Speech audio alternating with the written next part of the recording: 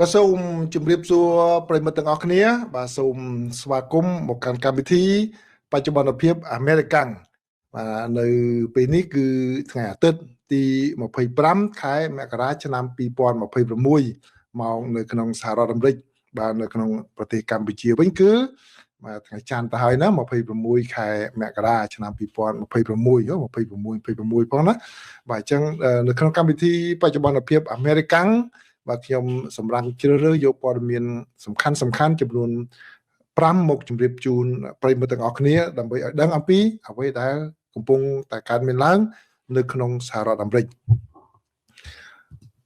ព័ត៌មានទី1នេះគឺជាការអំពាវនាវកាន់តែកើនឡើងពីសមាជិកសភាគណៈបកសាធារណរដ្ឋក៏ដូចជាសមាជិកព្រឹទ្ធសភានៃគណៈបកសាធារណរដ្ឋឲ្យបើកការស៊ើបអង្កេតឲ្យបានស៊ីជម្រៅបន្ថែមទៀតពាក់ព័ន្ធនឹងករណីដែលប៉ូលីសអន្តោប្រវេសន៍ ICE បានបាញ់សម្លាប់បាតកោម្នាក់នៅក្នុងទីក្រុង Minneapolis ក្នុងរដ្ឋ Minnesota ហើយព័ត៌មានទី2នេះគឺពលរដ្ឋអាមេរិកាំងចំនួន2/3នៅទូទាំងសហរដ្ឋអាមេរិកតែម្ដងឥឡូវនេះកំពុងតែរងផលប៉ះពាល់នៃព្យុះទឹកកកដែលធ្លាក់ចំតំបន់នេះហើយដែលមានមនុស្សប្រមាណជាជាង230លាននាក់ឯណោះបាទនៅថ្ងៃដំបូងនេះទឹកកកធ្លាក់ជាច្រើនដែលមានកម្ពស់រហូតដល់ជិតកន្លះម៉ែត្រនៅតាមកន្លែងមួយចំនួនហើយធ្វើឲ្យការចរាចរណ៍តាមយន្តហោះរាប់ពាន់ជើងយន្តហោះទៅបានលុបចោលសាលារៀនទៅបានបិទទ្វារហើយនឹងបន្តរហូតដល់ថ្ងៃស្អែកនេះទៀតព័ត៌មានទី3នេះទៅណាមិនឆ្ងាយពីសំណុំរឿង ICE ប៉ូលីសអន្តោប្រវេសន៍ ICE នឹងទេគឺករណីនៅរដ្ឋ Minnesota នេះកំពុងតែក្តៅគគុកនៅឯរដ្ឋសភារបស់សហរដ្ឋអាមេរិកដែលខាងគណៈបកប្រជាធិបតេយ្យនៅពេលនេះបានគម្រាមថានឹងមិនបន្តផ្ដល់ថវិកាដល់រដ្ឋាភិបាលសហព័ន្ធទៀតទេជាពិសេសក្រសួងសន្តិសុខមាតុភូមិប្រសិនបើថវិកានោះផ្ដល់ទៅដល់ប្រតិបត្តិការរបស់ប៉ូលីសអន្តោប្រវេសន៍ ICE ដោយសារតែមានករណីបាញ់សម្លាប់បាតុករនៅក្នុងទីក្រុង Minneapolis កាលពីប្រហែលថ្ងៃមុននេះហើយព័ត៌មានទី4គឺលោកមេបញ្ជាការនៃតំបន់ Indo-Pacific របស់សហរដ្ឋអាមេរិកបានអញ្ជើញទៅប្រទេសថៃជួបជាមួយនឹងមេដឹកនាំយោធាក៏ដូចជាមេដឹកនាំស៊ីវិលនៅក្នុងប្រទេសនោះក្នុងគោលបំណងដើម្បីពង្រឹងចំណងមិត្តភាពរវាងសហរដ្ឋអាមេរិកជាមួយនឹងប្រទេសថៃហើយព័ត៌មានចុងក្រោយគឺនាយករដ្ឋមន្ត្រីកាណាដាបានពន្យល់ថាអ្វីដែលលោកព្រមព្រៀងគ្នាជាមួយនឹងមេដឹកនាំចិនគឺមិនមែនជាកិច្ចព្រមព្រៀងពាណិជ្ជកម្មសេរីរវាងប្រទេសទាំងពីរនេះទេការដែលលោកនាយករដ្ឋមន្ត្រីបកស្រាយបែបនេះកើតឡើងក្រោយពីលោកប្រធានាធិបតីសហរដ្ឋអាមេរិក Donald Trump បានព្រមានថាប្រសិនបើកាណាដាហ៊ានតែចុះកិច្ចព្រមព្រៀងពាណិជ្ជកម្មសេរីណាមួយជាមួយនឹងប្រទេសចិនគឺសហរដ្ឋអាមេរិកនឹងយកពន្ធគយរហូតដល់100% ទៅលើទំនិញទាំងអស់របស់កាណាដាដែលនាំចូលមកសហរដ្ឋអាមេរិកបាទនេះគឺជាព័ត៌មានសំខាន់ដែលខ្ញុំសម្រេចជូនប្រិយមិត្តទាំងអស់គ្នានៅក្នុងកម្មវិធីថ្ងៃនេះព័ត៌មានទី1នេះគឺតាក់ទងជាមួយនឹងការបាញ់សម្លាប់បាតុករមួយរូបនៅក្នុងទីក្រុង Minneapolis រដ្ឋ Minnesota បាទឥឡូវនេះគឺសមាជិកសភានិងព្រឹទ្ធសភាកាន់តែច្រើនឡើងហើយដែលមកពីគណៈបកសាធារណរដ្ឋរបស់លោកប្រធានាធិបតី Donald Trump តែម្ដងកំពុងតែដាក់សម្ពាធឲ្យមានការស៊ើបអង្កេតស៊ីជម្រៅបន្ថែមទៀតពាក់ព័ន្ធនឹងការដែលប៉ូលីសអន្តោប្រវេសន៍ ICE ប្រើតាក់ទិកយ៉ាងណាបាទនៅក្នុងការដែលបានធ្វើប្រតិបត្តិការដើម្បីចាប់ជនអន្តោប្រវេសន៍ខុសច្បាប់នៅក្នុងទីក្រុង Minneapolis រដ្ឋ Minnesota បន្ទាប់ពីមានហេតុការណ៍បានបាញ់សម្លាប់បាតុករមួយរូបដែលជាគលិកនុបដ្ឋាយិកានៅក្នុងមន្ទីរពេទ្យមួយដែលជាមន្ទីរពេទ្យរបស់រដ្ឋទៀតដែលព្យាបាលអតីតយុទ្ធជនទៀតបាទដូច្នេះខាងអ្នកតាក់តែងច្បាប់របស់សហរដ្ឋអាមេរិកទាមទារឲ្យមានការពិនិត្យមើលឲ្យបានស៊ីជម្រៅបន្ថែមទៀតអំពីតាក់ទិកដែល ប៉ូលីសអន្តរប្រវេសន៍អាចប្រើប្រាស់នៅទីនោះអ្នកដែលចូលរួមនៅក្នុងការទាមទារឲ្យមានការស៊ើបអង្កេតនេះគឺរួមមានលោក Andrew Cabarino ដែលជាប្រធានគណៈកម្មាធិការកិច្ចការសន្តិសុខមាតុភូមិនៅរដ្ឋសភាជាតិបើប្រធានគណៈកម្មាធិការគឺបានន័យថាជាសមាជិករដ្ឋសភាដែលមកពីគណៈបកសាធារណរដ្ឋដែលជាគណៈបកខណ្ឌអំណាចហើយគឺលោកទាមទារឲ្យមានការផ្ដល់សក្ខីកម្មមកបញ្យលបានន័យថាឲ្យតំណាងដែលមកពីប៉ូលីសអន្តរប្រវេសន៍ ICE ហើយនឹងខាងនាយកដ្ឋានផ្ដល់សញ្ជាតិ USCIS បាទដែលផ្ដល់សញ្ជាតិនោះគឺមកបញ្យលដល់សភាថាតើរឿងនឹងដំណើរការយ៉ាងម៉េចបាទដោយលោកចាត់ទុកថានេះគឺជាអតិភិបខ្ពស់បំផុតរបស់លោកក្នុងការដែលធ្វើយ៉ាងណាឲ្យពលរដ្ឋអាមេរិកមានសុវត្ថិភាពបាទហើយក្រៅពីលោកប្រធានគណៈកម្មការក៏មានសមាជិកសភានៃគណៈបកសាធារណរដ្ឋជាច្រើនរូបផងដែរក្នុងនោះរួមមានលោក Michael McCall ដែលជាខាងប្រធានគណៈកម្មាធិការកិច្ចការបរទេសផងដែរលោក Michael McCall ហ្នឹងបាទដែលមកពីរដ្ឋ Texas ក៏ចូលរួមទាមទារដែរហើយមានសមាជិកប្រតិភិ Tom Tillis មកពីរដ្ឋ North Carolina លោក Bill Cassidy សមាជិកសភាមកពីរដ្ឋ Louisiana អ្នកស្រី Susan Collins ដែលមកពីរដ្ឋ Maine ក៏ដូចជាអ្នកស្រី Lisa Murkowski ដែលជាសមាជិកប្រតិភិមកពីរដ្ឋ Alaska ក៏បានដាក់សម្ពាធឲ្យមានការស៊ើបអង្កេតជាច្រើនផងដែរនៅក្នុងសេចក្តីថ្លែងការណ៍រួមគឺសមាជិកសភាប្រតិភិទាំងនោះបាននិយាយថានេះជាការបន្ថែមនៅការព្រួយបារម្ភដែលបានសម្ដែងឡើងដោយអភិបាលរដ្ឋដែលមកពីគណៈបកសាធារណរដ្ឋនានាបាទដែលបានសម្ដែងការព្រួយបារម្ភផងដែរអំពីតតិដែលប៉ូលីសអន្តរប្រវេសន៍ ICE បានប្រើប្រាស់នៅក្នុងការអនុវត្តច្បាប់របស់ខ្លួននោះបាទដូច្នេះវាគឺជាការមួយដាក់សម្ពាធបន្ថែមទៀតជាការមួយឆ្លោះបញ្ចាំងបន្ថែមទៀតអំពីការខិតខំប្រឹងប្រែងតស៊ូរបស់គណៈបកសាធារណរដ្ឋនៅក្នុងការ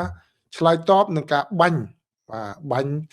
បាតកោឲ្យស្លាប់បាត់បង់ជីវិតកាលពីថ្ងៃសៅរ៍ម្សិលមិញបាទព្រឹកថ្ងៃសៅរ៍ម្សិលមិញគឺជនរងគ្រោះឈ្មោះថា Alex Pretty គាត់មានអាយុ37ឆ្នាំបាទធ្វើជា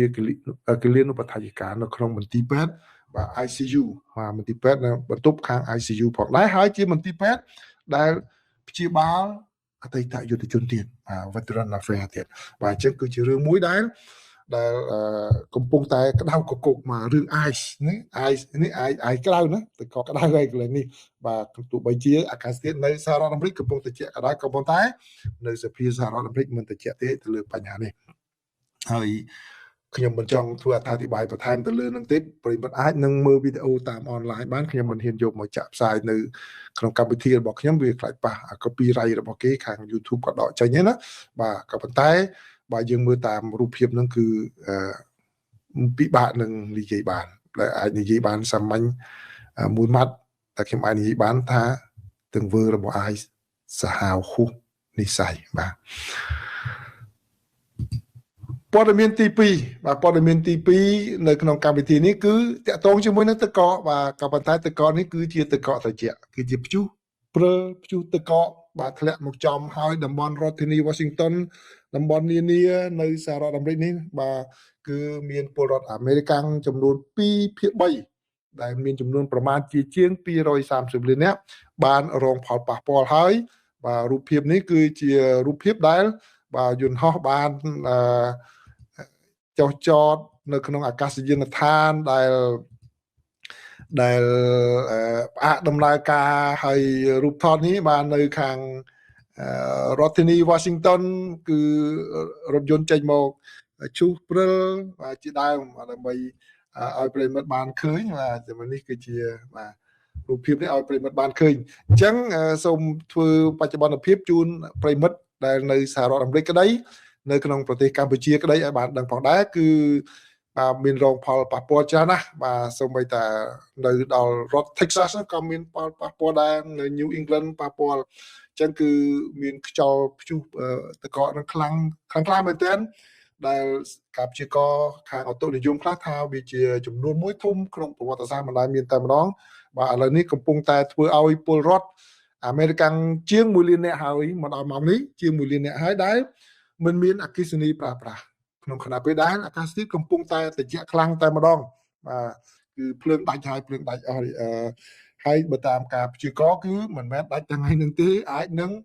បន្តដាច់អស់រយៈពេលជាច្រើនថ្ងៃទៀតដែលនឹងអត់មានភ្លើងប្រើប្រាស់ដោយសារតែ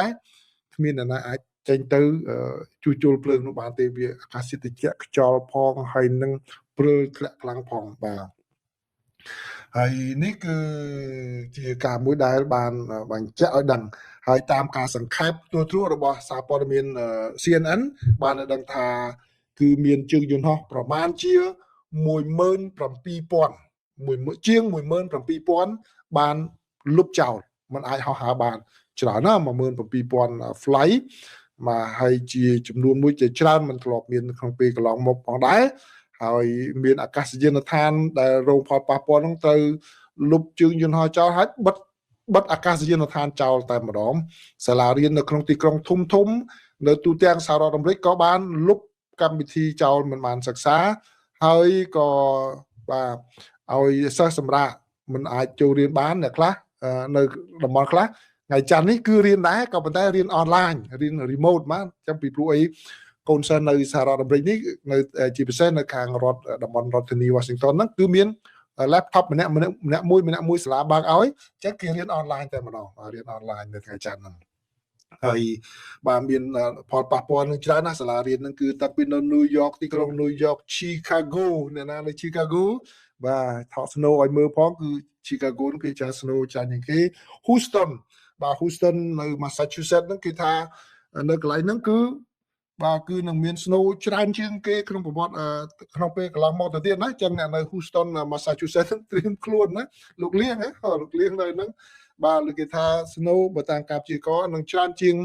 រាល់ដងទៅទៀតណាបាទនៅខាងនោះអញ្ចឹងគឺបាទនៅ Cleveland Atlanta Dallas Charlotte Philadelphia បាទនៅ Philadelphia បង Richard នោះក៏ប៉ះពាល់ដែរតំបន់ណាសាលារៀនបិទទ្វារនៅថ្ងៃច័ន្ទនេះរៀនអនឡាញណា Boston ហ្នឹងបាទ Memphis New Orleans Nashville Washington DC ហ្នឹងគឺសាលាបិទអស់ថ្ងៃច័ន្ទហ្នឹងហើយគឺរៀនតាមអនឡាញបាទនៅ Virginia នៅ Fairfax County បាទ public school ហ្នឹងគឺសាលាកូនខ្ញុំហ្នឹងតែម្ដងគឺបិទណានៅថ្ងៃច័ន្ទបាទ Maryland Prince George County ក៏បិទបាទ Montgomery County Baltimore បាទបិទច្រើនណាស់បាទបិទសាលារៀនឲ្យរៀនអនឡាញអញ្ចឹងនេះគឺជាព្យុះទឹកកកដ៏ធំមិនធ្លាប់មានដែលប៉ះពាល់ហើយនឹងបន្តអស់រយៈពេលជាច្រើនថ្ងៃតទៅមុខទៀតបាទអញ្ចឹងបើសិនជាដែលណាមានរូបថតអីហ្នឹងថតបង្ហោះតាម Facebook ឲ្យបានឃើញផងបាទនេះគឺជាព័ត៌មានទី2ដែរបាទព្យុះអព្រិលដែលកំពុងតែកើតមានឡើងរីឯព័ត៌មានទី3នេះគឺតកតូននឹង ICE ដែរ ICE ដែរ I ទៅ I police អន្តរប្រវេសន៍ I ណាបាទអញ្ចឹងរឿង3ហ្នឹងមានរឿងទឹកកកICE ក្តៅបាទ I ក្តៅ I ត្រជាក់ I នេះ I ឡើយនេះ I កាំងម្ដងហើយបាទ I ចុងក្រោយនេះ I កាំងបាទគឺដោយសារតែការបាញ់នៅទីក្រុង Minneapolis រដ្ឋ Minnesota នេះហើយចំថ្ងៃសុក្រនេះមកថ្ងៃសុក្រនេះគឺរដ្ឋាភិបាលសហព័ន្ធនឹងអស់ថវិកាអញ្ចឹងនឹងត្រូវឲ្យសភាបោះឆ្នោតដើម្បីផ្ដល់ថវិកាថ្មីប៉ុន្តែសមាជិកព្រឹទ្ធសភាក្តីរដ្ឋសភាស្អីនៃគណៈបកប្រជាធិបតេយ្យជាពិសេសនៅខាងព្រឹទ្ធសភាតែម្ដងដែលប្រហែលថ្ងៃមុនបានដើរចេញពីបន្ទាត់នយោបាយរបស់គណៈបកប្រជាធិបតេយ្យទៅគ្រប់គ្រងឲ្យបើករដ្ឋាភិបាលវិញនោះលើកនេះគេថាមិនទេបាទមិនទៅគ្រប់គ្រងទៀតទេប្រសិនបើកញ្ចប់ថវិកាចំណាយរបស់ក្រសួងសន្តិសុខមាតុភូមិនោះគឺមានការចំណាយសម្រាប់ប៉ូលីសអន្តរប្រវេសន៍ ICE ដោយសារតែបាទព្រឹត្តិការណ៍ដែលបានកើតមានឡើងនៅក្នុងទីក្រុង Minneapolis ដែលបានបណ្ដាលឲ្យលោកគ្រានុបដ្ឋាយិកាមួយរូបស្លាប់បាត់បង់ជីវិតនៅពេលដែលប៉ូលីសអន្តរប្រវេសន៍ចុះអនុវត្តច្បាប់នៅទីនោះបាទលោក Chuck Schumer ដែលជាសមាជិកមេដឹកនាំក្រុមសម្លេងភាគតិចរបស់ព្រឹទ្ធសភាដែលមកពីខាងគណៈបកប្រជាធិបតេយ្យបានប្រកាសកាលពីថ្ងៃសៅរ៍យប់ថ្ងៃសៅរ៍ថាគឺក្រុមសមាជិកព្រឹទ្ធសភាគណៈបកប្រជាធិបតេយ្យនឹងមិនផ្ដល់កញ្ចប់ថវិកាឬក៏គ្រប់គ្រងឲ្យបានគ្រប់សម្លេង 60% ដែលជាការចាំបាច់ដើម្បីជំរុញច្បាប់នោះឲ្យផ្ដល់ថវិកាទៅរដ្ឋាភិបាលសហព័ន្ធទេប្រសិនបើ ផ្អែកទៅលើវិធានការថវិកាចំណាយនាពេលបច្ចុប្បន្ននេះសម្រាប់ក្រសួងសន្តិសុខមាតុភូមិបាទលោកចាត់ទុកថានេះគឺជាការមួយដែលបាទរំលោភច្បាប់ហើយដែលធ្វើដោយពលិអន្តោប្រវេសន៍ស្អែកជារឿងមួយដែលមិនសមស្របទេដែលត្រូវផ្ដល់ថវិកាឲ្យការអនុវត្តច្បាប់នោះដូច្នេះប្រសិនបើសភាមិនអាចអនុម័តច្បាប់ថ្មីដើម្បីផ្ដល់ថវិកាបានត្រឹមពាក់កណ្ដាលយប់ថ្ងៃសុក្រនេះទេគឺផ្នែកខ្លះនៃរដ្ឋាភិបាលសហព័ន្ធនឹងត្រូវបិទទ្វារដូចលើកមុនចឹងដែរអញ្ចឹងភាសាអង់គ្លេសគេប្រាប់ពាក្យ shutdown ណា shutdown គឺបិទរដ្ឋាភិបាលផងដែរបាទក្នុងនោះមានក្រសួងការពារជាតិក្រសួងការងារក្រសួងសុខាភិបាលក្រសួងអប់រំក្រសួងដឹកជញ្ជូននិងក្រសួងលំនៅឋាននិងអភិវឌ្ឍទីក្រុងបាទដែលនឹងត្រូវរងផលប៉ះពាល់ផងដែរពីព្រោះអីក្នុងពេលកន្លងមកការបិទរដ្ឋាភិបាលបាទដែល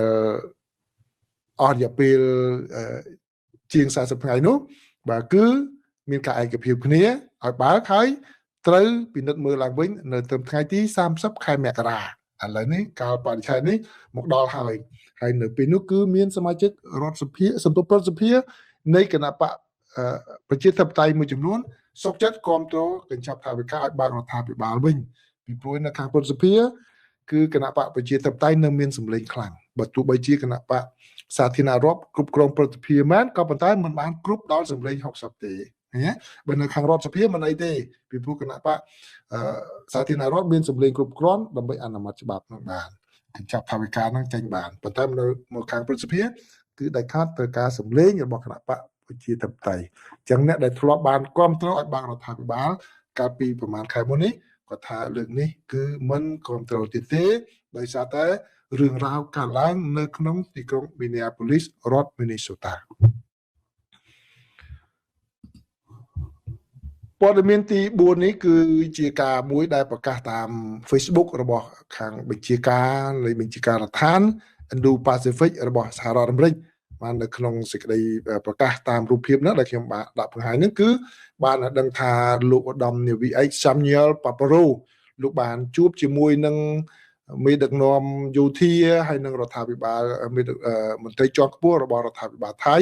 នៅក្នុងប្រទេសថៃដែលក្នុងជំនុំនោះគឺបានបញ្ជាក់ឡើងវិញនៅភាពជាដៃគូមិត្តភាពដែលមានជាយូរមកហើយរវាងសហរដ្ឋអាមេរិកជាមួយនឹងប្រទេសថៃហើយនៅក្នុងអំឡុងពេលដំណើរទស្សនកិច្ចនេះក៏មានការពិភាក្សាគ្នាដែលផ្ដោតទៅលើអធិភាពនៅក្នុងតំបន់ក៏ដូចជាការចែករំលែកនៅបញ្ហាប្រឈមដែលជួបប្រទះរួមគ្នាក៏ដូចជាក្នុងនោះគឺរួមមានបញ្ហាដែលកំពុងតែកើតមានឡើងខាងផ្នែក digital មកខាង digital គឺបានន័យថាតាមអនឡាញហើយនឹងបញ្ជាក់អំពីកិច្ចសហប្រតិបត្តិការដែលនឹងបន្តរវាងប្រទេសទាំងពីរដើម្បីគ្រប់គ្រងឲ្យមាន